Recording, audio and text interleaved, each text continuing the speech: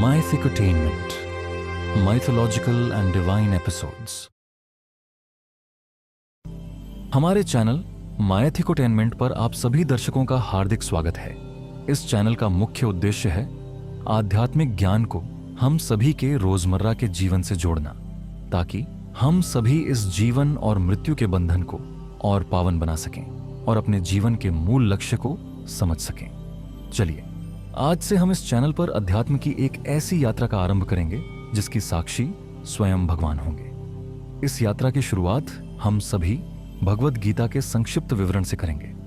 भगवद गीता केवल एक ग्रंथ नहीं, बल्कि स्वयं भगवान श्री कृष्ण का स्वरूप है। यही परम सत्य है। भगवद गीता के इस संक्षिप्त विवरण में हम हर अध्याय एवं हर श्लोक को सरल भाषा में समझेंगे और इस परम ज्ञान को अपने रोजमर्रा के जीवन में प्रयोग करने का प्रयास करेंगे। बाकी सब तो उस ईश्वर की लीला है जिसमें हम सभी केवल एक निमित्त मात्र हैं।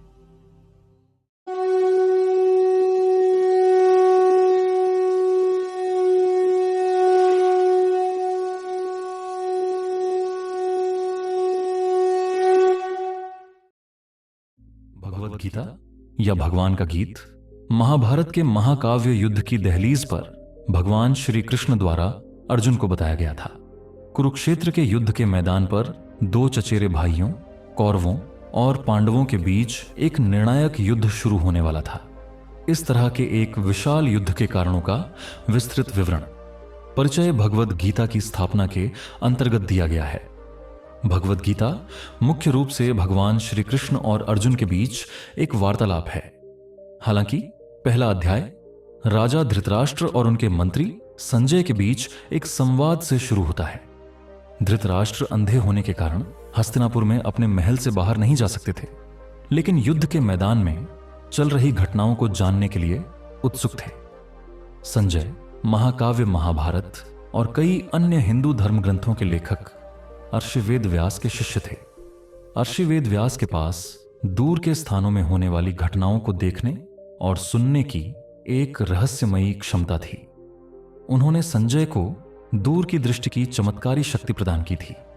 इसलिए संजय कुरुक्षेत्र के युद्ध क्षेत्र में घटित होने वाली घटनाओं को देख और सुन सका तथा उसने राजा धृतराष्ट्र को उनके महल में रहते हुए ही प्रत्यक्ष विवरण दिया।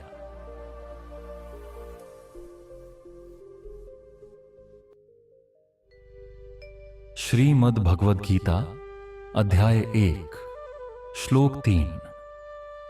पश्येतां पांडुपुत्राणामाचार्य महतीं चमुं व्युधां द्रुपदपुत्रेण तव शिष्येण धीमता। इस श्लोक के अनुसार दुर्योधन ने द्रोणाचार्य से पांडव सेना की कुशलता से व्यवस्थित सैन्य टुकड़ी को देखने के लिए कहा, जिसका नेतृत्व उनके सेनापति धृष्टद्युम्न कर रहे थे, जो राजा द्रुपद के पुत्र थे। वह भी द्रोणाचार्य के शिष्यों में से एक थे। दुर्योधन अपने गुरु को अतीत में की गई गलती की याद दिला रहा था। कई साल पहले द्रोणाचार्य ने पांडवों के साथ मिलकर राजा द्रुपद को युद्ध में हराया था और उनका आधा राज्य छीन लिया था।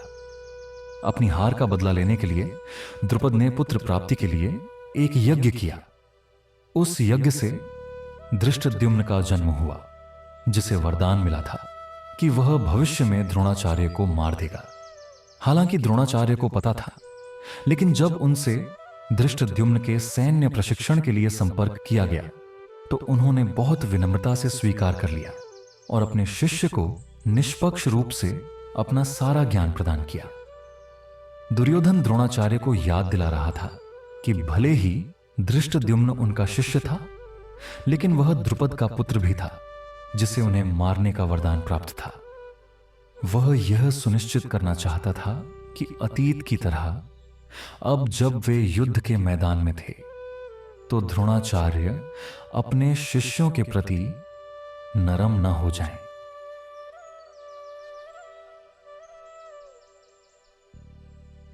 श्रीमद् भगवद गीता अध्याय 1 श्लोक 4।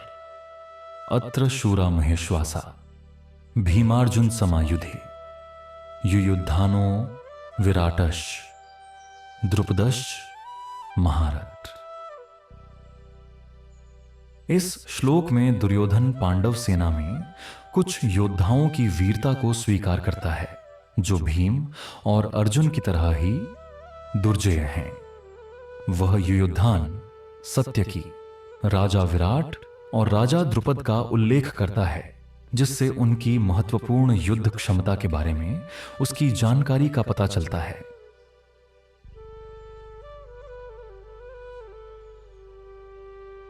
श्रीमद् भगवद गीता अध्याय 1 श्लोक 5 धृष्टकेतुश्चेकितान् काशीराजश्च वीर्यवान् पुरुजित कुंती भोजश्च शैभ्यश्च नरपुंगव।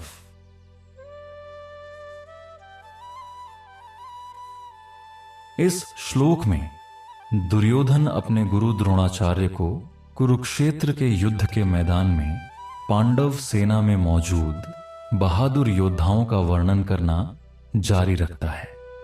इस श्लोक में वर्णित वीर योद्धा हैं धृष्टकेतु, चेकितान, काशी राजा, पुरुजित और कुंती भोज एवं शैभय।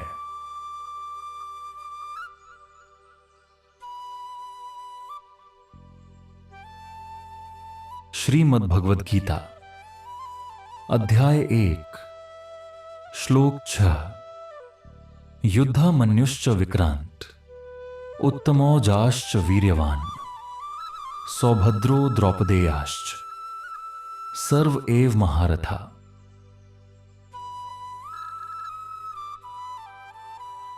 इस श्लोक में दुर्योधन युवा योद्धाओं जैसे अभिमन्यु और द्रौपदी के 5 पुत्रों का उल्लेख करता है तथा इस बात पर बल देता है कि पांडव सेना की युवा पीढ़ी भी महान और कुशल योद्धाओं, महारथियों से बनी है।